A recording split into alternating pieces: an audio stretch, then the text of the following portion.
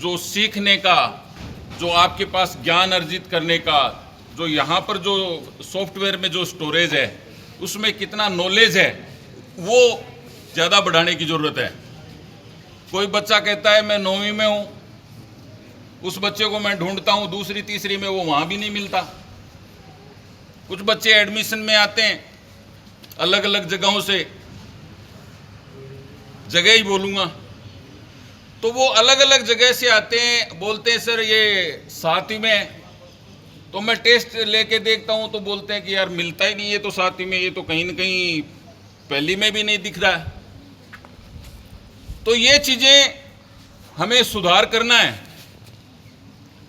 और सबसे अहम सुधार, सबसे बड़ा सुधार ये है कि फ्रॉम द बिगिनिंग, आपकी यात्रा की शुरुआत आपने कैसे की है, बिगिनिंग में आपने कितना ध्यान दिया है, आपके माता पिता ने कितना ध्यान दिया है, ये जाके कब पता चलता है?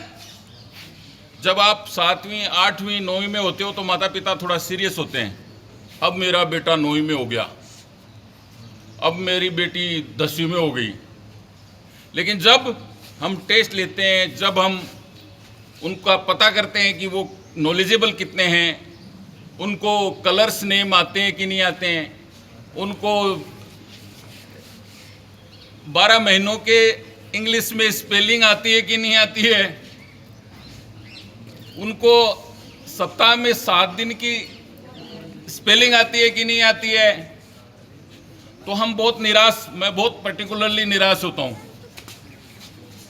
तो अभी जो भी हम शुरुआत कर रहे हैं और जो भी पेरेंट्स अपने बच्चों की शुरुआत करवा रहे हैं, उनका घर पे भी ये ध्यान देवें और खुद भी बच्चों आप लोग पूरा ध्यान दे के आगे बढ़ो।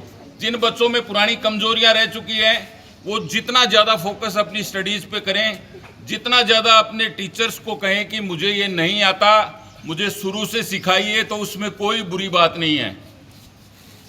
आप लोग जहाँ से आपको नहीं आता वहाँ से शुरू करो, लेकिन कमजोरी मत छोड़ो।